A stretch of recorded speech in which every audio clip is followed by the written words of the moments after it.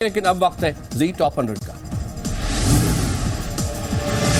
कांग्रेस नेता सज्जन कुमार की याचिका सुप्रीम कोर्ट ने नामंजूर कर दी है। 1984 हिंसा मामले में कड़कड़डूमा कोर्ट से तय आरोप के खिलाफ सज्जन कुमार ने याचिका दी थी।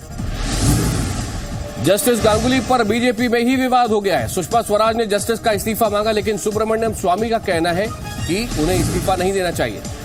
अमेठी में मुसाफिर खाना थाने के सीओ पर रेप का आरोप लगा है। एक लड़की ने आरोप लगाया कि नौकरी का झांसा देकर सीओ ने उसके साथ बलात्कार किया। तरुण तेजपाल को आज उसी होटल में ले जाया जा सकता है जहां यौन शोषण का उन पर आरोप लगा है। इस वक्त तेजपाल गोवा क्राइम ब्रांच के दफ्तर में है। गोवा क्राइम ब्रांच ने शोमा चौधरी को एक हफ्ते के भीतर गोवा में मजिस्ट्रेट के सामने बयान दर्ज कराने के लिए कहा है। स्कैंडल के 3 गवाह सौगत दास गुप्ता, ईशान तनखा और जी विष्णु को भी तलब किया गया है। कानून व्यवस्था पर बिहार के मुख्यमंत्री नीतीश कुमार ने अजीबोगरीब बयान दिया है। उन्होंने कहा, कत्ल तो किसी न किसी वजह से होते हैं, लेकिन इसका कानून व्यवस्था से कोई लेना देना नहीं है। मोदी की रैलियों में मानव बम से हमला हो सकता है। छत्तीसगढ़ में सिमी के 2 आतंकियों ने इस बात का खुलासा किया है। कश्मीर के हंदवाड़ा में कल से जारी मुठभेड़ आज खत्म हो गई। रिहायशी इलाके में घुसे 3 आतंकियों को मार गिराया गया। उनके पास से बड़ी तादाद में हथियार मिले। कानपुर के हादसे से नहीं कोई सबक। यूपी के बांदा में अमावस्या मेले के लिए मौत का सफर कोई रोकने टोकने वाला नहीं। महेंद्र सिंह धोनी सबसे महंगे बैट से खेलेंगे। ऑस्ट्रेलिया के स्पार्टन स्पोर्ट्स के साथ धोनी के बैट का करार 20 करोड़ में हुआ है। दिल्ली में वोटरों को लुभाने के मकसद से लाई जा रही शराब की एक बड़ी खेप सरायरोला में पकड़ी गई है। 2500 से ज्यादा शराब की बोतलें जब्त। दिल्ली के उपराज्यपाल ने 4 दिसंबर को चुनाव के लिए सार्वजनिक अवकाश घोषित किया है। किसी को भी वोट डालने से रोकने पर होगी कार्रवाई। दिल्ली की 70 विधानसभा सीटों के लिए बीजेपी और कांग्रेस ने केवल 11 महिलाओं को चुनाव मैदान में उतारा है। वहीं आम आदमी पार्टी की 6 महिलाएं चुनाव लड़ रही हैं। दिल्ली चुनाव आयोग ने झुग्गी झोपड़ियों, अनधिकृत मोहल्ले और यूपी हरियाणा की सीमा सहित उन इलाकों में निगरानी बढ़ा दी है जहां पैसा, शराब और ताकत का बेजा इस्तेमाल हो सकता है। दिल्ली में आम आदमी पार्टी ने भी मतदाताओं को लुभाने के लिए बांटी जाने वाली शराब पर नजर रखने के लिए खुफिया कैमरों के इस्तेमाल का दावा किया है। दिल्ली विधानसभा के लिए कुल 1 करोड़ 20 लाख पंजीकृत वोटर हैं। वहीं मैदान में कुल 810 उम्मीदवार अपनी किस्मत आजमा रहे हैं। बुराड़ी में सबसे ज्यादा 23 उम्मीदवार मैदान में हैं। शिवराज सिंह कैबिनेट की 5 दिसंबर को होने वाली बैठक पर कांग्रेस ने आपत्ति जताई है। कांतिलाल भूरिया ने राज्यपाल से शिकायत की है। एमपी के राजगढ़ जिले में सब इंस्पेक्टर के पद से इस्तीफा देने वाली अमृता सोलंकी ने महिला आयोग में चुनाव ड्यूटी के दौरान हुए दुर्व्यवहार की शिकायत की है। चुनाव पर्यवेक्षक पर दुर्व्यवहार का यह आरोप लगाया। मध्य प्रदेश की शिवपुरी विधानसभा सीट से कांग्रेस उम्मीदवार ने मतगणना स्थल के बाहर टेंट लगाकर डेरा डाला। मतगणना में गड़बड़ी की जताई आशंका। झाबुआ जिले की 3 विधानसभा के 29 उम्मीदवारों की किस्मत ईवीएम में कैद होकर कड़ी सुरक्षा के बीच 8 दिसंबर का इंतजार कर रही है। यहां सीआरपीएफ के 20 जवान 24 घंटे पहरेदारी कर रहे हैं। सिख विरोधी दंगे मामले में 9 गवाहों के नाम को हटाने को लेकर सज्जन कुमार की अर्जी पर अदालत का फैसला सुरक्षित। अदालत 11 दिसंबर को सुनाएगी फैसला। 2G स्पेक्ट्रम आवंटन घोटाले के आरोपियों की ओर से अब तक 1029 अंतरिम अर्जियां दायर की जा चुकी हैं। इसमें अदालत का काफी वक्त बर्बाद हुआ है। 2G स्पेक्ट्रम आवंटन पर यह टिप्पणी पटियाला हाउस कोर्ट के विशेष जज ने 11 गवाहों को दोबारा से बहस के लिए बुलाने की मांग पर की। स्पीक एशिया धोखाधड़ी का मास्टरमाइंड रामनिवास पाल 2001 में एयरफोर्स से एब्सेंट हो गया, जिसके बाद उसे कोर्ट मार्शल की कार्रवाई के बाद वर्ष 2004 में बर्खास्त किया गया। देश के तमाम हिस्सों के अलावा दिल्ली में भी स्पीक एशिया की ठगी के मामले सामने आए हैं। दिल्ली पुलिस के पास अब तक आधा दर्जन पीड़ित पहुंच चुके हैं। दिल्ली नगर निगम के 114 कर्मचारियों के रिटायर होने पर निगम मुख्यालय सिविक सेंटर में समारोह का आयोजन किया गया। जापान के सम्राट अकिहितो और सम्राज्ञी मिचिको सोमवार को जवाहरलाल नेहरू विश्वविद्यालय में पहुंचे। शाही दंपत्ति स्कूल ऑफ लैंग्वेजेस की जापानीज सेंटर भी गए। दिल्ली विधानसभा चुनाव के दिन मेट्रो सुबह 4 बजे से चालू हो जाएगी। मेट्रो मिनट के अंतराल पर 5 बजे तक मिलेगी और उसके बाद सेवा सामान्य हो जाएगी।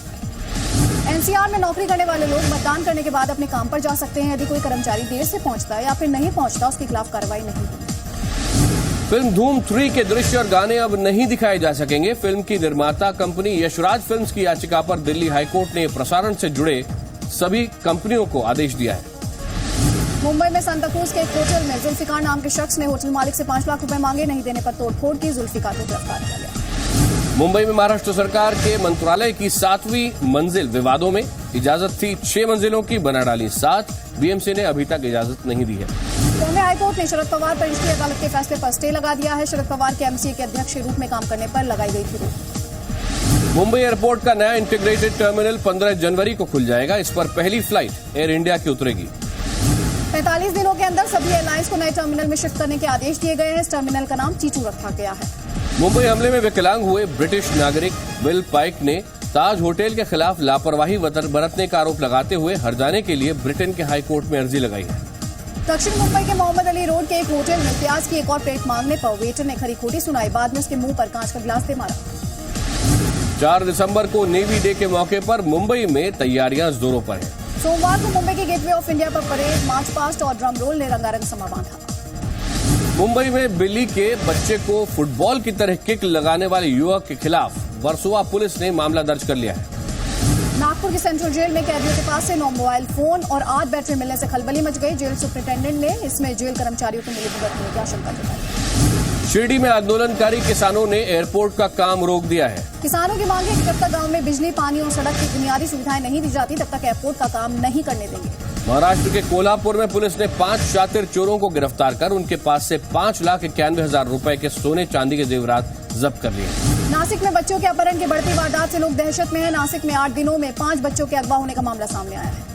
महाराष्ट्र सरकार ने 1 एकड़ से ज्यादा जमीन पर हाउसिंग प्रोजेक्ट बनाने वाले बिल्डर्स को सस्ते घर बनाने का आदेश दिया है। पुणे के पास पिंपरी चिंचवड के काशरवाड़ी इलाके में एक रिक्शा ड्राइवर की हत्या का आरोप उसी के सौतेले भाई पर लगा है। गुजरात जासूसी मामले में अर्जुन मोढवाडिया ने राज्यपाल डॉक्टर कमला बेनीवाल को पत्र लिखकर आरोपियों के खिलाफ आपराधिक मुकदमा दर्ज कराने की मांग की है। नारायण साईं अपने पिता आसाराम की सेक्स सीडी बनवाना चाहता था। ऐसा करने के पीछे उसका मकसद आसाराम की पूरी संपत्ति पर कब्जा करना था। ये आरोप सूरत की उसी महिला ने लगाया है जिसने साई के खिलाफ रेप का केस दर्ज कराया था।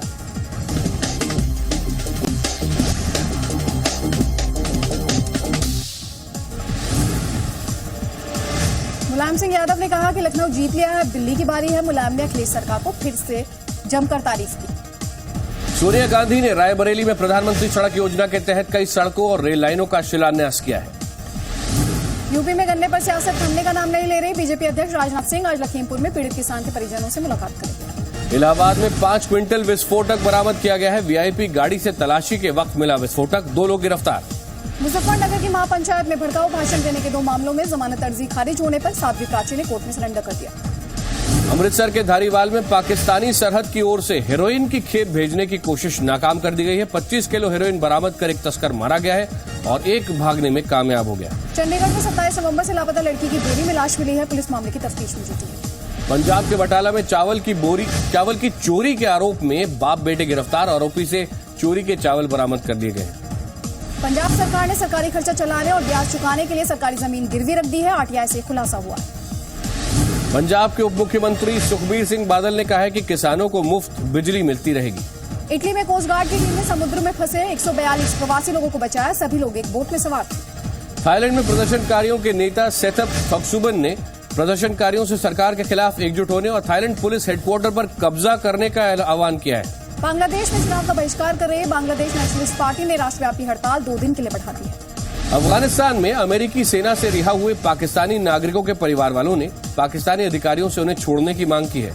आर्मेनिया की राजधानी येरेवन में रूस के राष्ट्रपति व्लादिमीर पुतिन के दौरे के खिलाफ लोगों के प्रदर्शन और नारे जारी हैं। आर्मेनिया पहुंचे रूस के राष्ट्रपति व्लादिमीर पुतिन ने ये कहा कि कुछ आतंकवादी संगठन यूक्रेन की वैध सरकार को हिलाने की कोशिश कर रहे हैं। यूक्रेन में विपक्षी दल के नेताओं ने देश की आर्मी से यह आग्रह किया कि वो शांतिपूर्ण होने वाली रैलियों को रोकने के लिए कठोर कदम न उठाएं। यूक्रेन में चल रहे राजनीतिक गतिरोध और हिंसा पर संयुक्त राष्ट्र संघ के महासचिव बान की मून ने चिंता व्यक्त की है।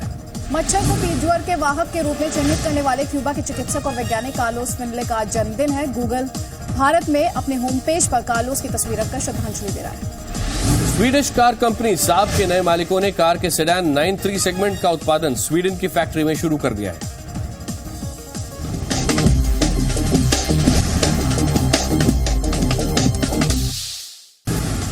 भारतीय क्रिकेट टीम वनडे में इतिहास रचने से सिर्फ एक कदम दूर। साउथ अफ्रीका के खिलाफ सीरीज में पहला रन बनाते ही भारत वनडे में सबसे ज्यादा रन बनाने वाली टीम बन जाएगा। वनडे में सबसे ज्यादा रन बनाने के मामले में भारत और ऑस्ट्रेलिया अभी बराबरी पर है, जिसमें भारत के वनडे खेलते ही वो ऑस्ट्रेलिया से आगे हो जाएगा। आईसीसी के पीपल्स चॉइस अवार्ड का ऐलान हो गया है। टीम इंडिया के कप्तान महेंद्र सिंह धोनी को इस अवार्ड से नवाजा गया है। इस अवार्ड के अलावा धोनी को आईसीसी वनडे टीम का कप्तान चुना गया है। साथ ही उन्हें टेस्ट टीम में भी जगह मिली है। 42 साल के मुंबई के स्पिनर प्रवीण तांबे को पहली बार रणजी ट्रॉफी के लिए टीम में शामिल किया गया है। श्रीलंका के खिलाफ होने वाली सीरीज के लिए पाकिस्तान की T20 टीम का ऐलान कर दिया गया है। टीम से शोएब मलिक और अब्दुल रजाक की छुट्टी हो गई है। स्पॉट फिक्सिंग मामले में बैन झेल रहे पाकिस्तान के तेज गेंदबाज मोहम्मद आसिफ एक फिल्म में एक्टिंग करेंगे। इंग्लैंड के तेज गेंदबाज टिम ब्रेजमैन को दूसरे टेस्ट के लिए इंग्लिश टीम में शामिल किया जा सकता है। फ्रेंच फुटबॉल क्लब PSG के खिलाड़ियों की बस पर कई नाराज फैंस ने पत्थरबाजी की। इस घटना में बस का शीशा टूट गया। मेसी के बिना खेल रही बार्सिलोना को चैंपियंस लीग के बाद अब ला लीगा में भी हार झेलनी पड़ी है। बार्सिलोना को बिल्बाओ ने 1-0 से हराया। इंग्लिश प्रीमियर लीग के एक मुकाबले में चेल्सी ने साउथहैम्पटन को 3-1 से हराया। करण जौहर का much awaited show coffee with Karan का पहला एपिसोड एयर हो गया है। सलमान इस शो के चौथे सीजन के पहले गेस्ट बने। सलमान खान ने कहा कि वो और शाहरुख अब कभी भी बेस्ट फ्रेंड्स नहीं बन सकते। करीना का कहना है कि वो बॉलीवुड की इकलौती ऐसी हीरोइन हैं जिन्होंने सबसे ज्यादा फिल्में छोड़ी हैं। बॉबी जासूस में विद्या बालन का लुक आउट हो गया है। इस फिल्म में जासूस बनी विद्या ने दाढ़ी और मूंछ लगाई। गोवा के लोकेशंस पर सबसे ज्यादा फिल्में शूट करने के लिए फिल्म मेकर रोहित शेट्टी को गोवा की सरकार ने गोवा इंटरनेशनल फिल्म फेस्टिवल में सम्मानित किया है। अनिल कपूर अपनी टीवी सीरीज 24 का अगला सीक्वल जल्द लेकर आएंगे। अनुराग कश्यप की आने वाली फिल्म बॉम्बे वेलवेट में रणबीर कपूर एक अलग अवतार में अपने फैंस को नजर आएंगे। सिंह साहब द ग्रेट की रिलीज के बाद सनी देओल जल्द ही घायल रिटर्न्स की शूटिंग करने वाले हैं। रणबीर सिंह और अर्जुन कपूर स्टारर फिल्म गुंडे बंगाली में वेस्ट बंगाल में भी रिलीज होगी। दीपिका की फैन लिस्ट में अब बॉलीवुड के दबंग सलमान खान का नाम शुमार हो गया है। सलमान का कहना है कि दीपिका एक बेहतरीन एक्ट्रेस है।